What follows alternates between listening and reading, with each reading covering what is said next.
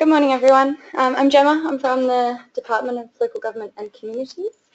So I'm here to talk to you about our grants programs today. We do offer grants, sponsorships, and sort of longer-term service delivery contracts, but my particular area focuses on grants, so that's what I will be focusing on. So this is just a little rundown that we provide funding to more than 200 non-government organisations, which changes annually, monthly. So who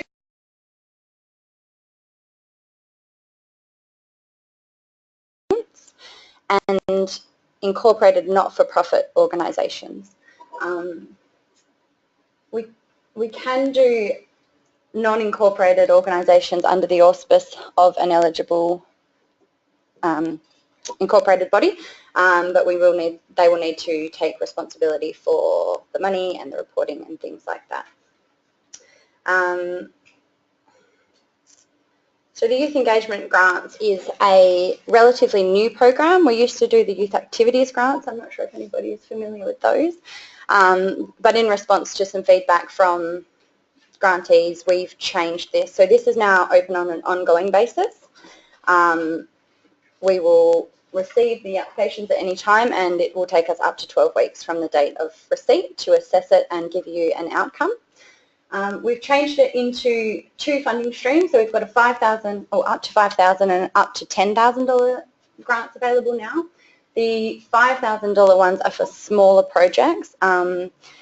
These are to focus on developing youth and helping them with knowledge, confidence, skills, achieving goals, promoting healthy lifestyle, that sort of thing. And the $10,000 ones are to achieve the same objectives but more strategic and longer term projects.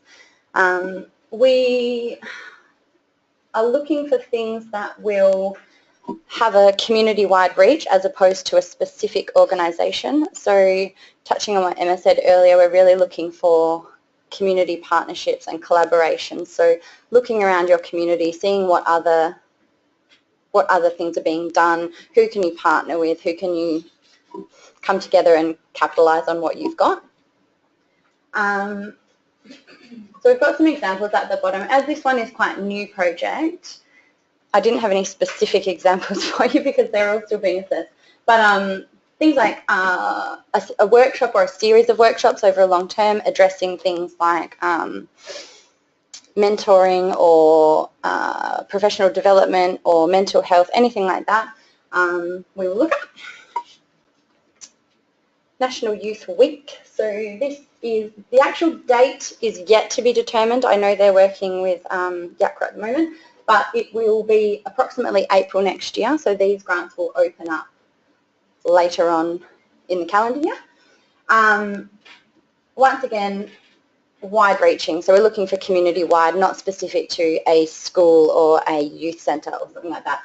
So partnering up with those different kinds of organisations within the community to put on an event or a program that will help celebrate youth within the community.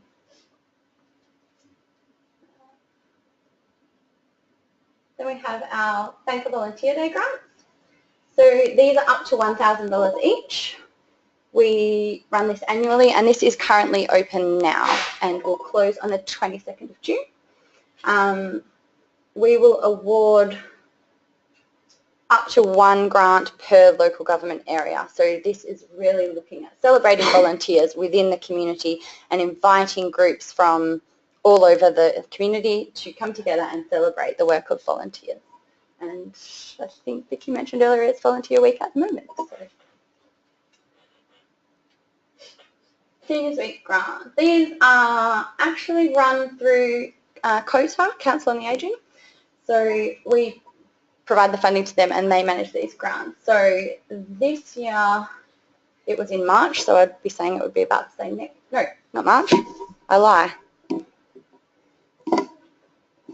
October, 29th of October to the 5th of November this year. So these will open approximately July. You can contact us to discuss projects or you can go directly to COTA, either or, but they will be receiving the applications. This is one of our most popular programs, the Community Gardens Grant. So we recently changed the funding limit. These used to be up to $20,000. They are now up to 10. We found that this is a highly oversubscribed program, and we wanted to be able to reach more communities and help them deliver these gardens. So they're now up to $10,000. We will open it early in the next financial year, so it should be July or August this year. Really looking for community partnerships again with this. I know I've said that with every grant, but this is particularly one where, because it is so highly oversubscribed, to get your project up there, it needs to be looking at partnering with the local government, with community organisations, with any service delivery organisations. And as Emma mentioned earlier, when you get your letters of support included, we want to see how those supporting organisations are actually going to contribute to the project, not just that they support it. So what will they be adding to it? If it's in kind, if it's monetary, if it's equipment hire, if it's venue hire, anything like that, we just want them to be able to put that into there so we can see that there's many organisations coming together and this is going to involve the entire community. But it's a great program. We'd love to have more money, but unfortunately we don't. So, Grants for Women. This is another one that's recently had a bit of a restructure. We've now increased the funding limit to $10,000 for more strategic projects. We are now accepting these on an ongoing basis as well. However, this year the last application we will accept is at the end of the calendar year, so it's the 29th of December. But we will assess these on an ongoing basis as received. So there's two streams once again, up to 10 and up to 5. These are focusing on developing the capacity of women in the community and focusing on women-specific issues, so things like finances, mental health, domestic violence, those kinds of things, and more.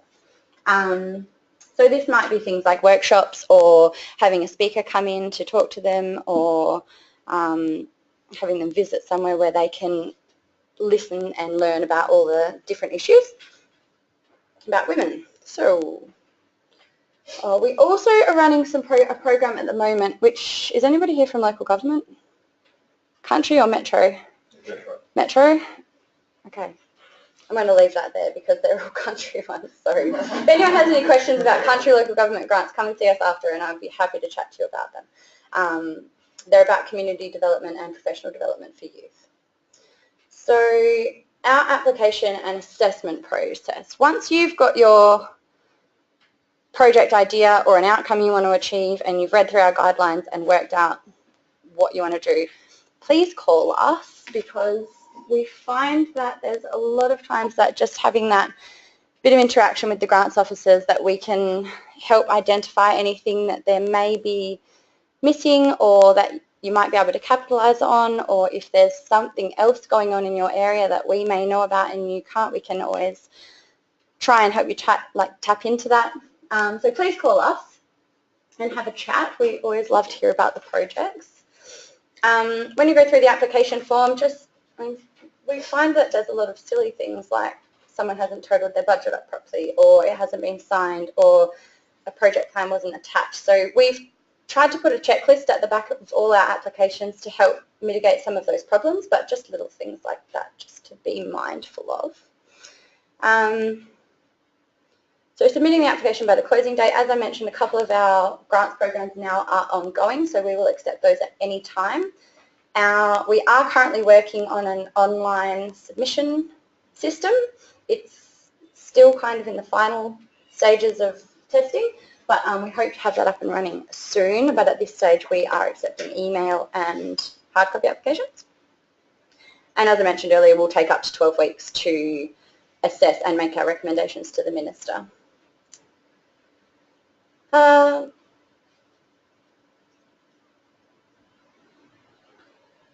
So once you've found out the outcome of your application and you go to start implementing your project, as Vicky was mentioning, it's really important to keep track of what you're spending and the money coming in, the money going out, because there are grid requirements which have to be met. Ours are typically an outcomes report of what have you done, what have you achieved. We've added in a question now that is what's been the most significant change, which we've found has been able to sum up a lot of those questions into one and make reporting a lot easier for our grantees, and also give us the information that we require of how are these grants having an impact in the community. Before I close off, there was just a couple of things I wanted to mention. I know someone said about where can you go to get information about grants. The department actually, we run an online grants directory.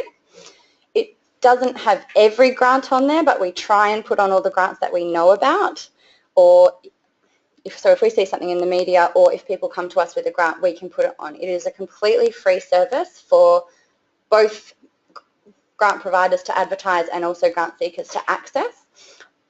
I'll find their address for you. But you can link to it through our website.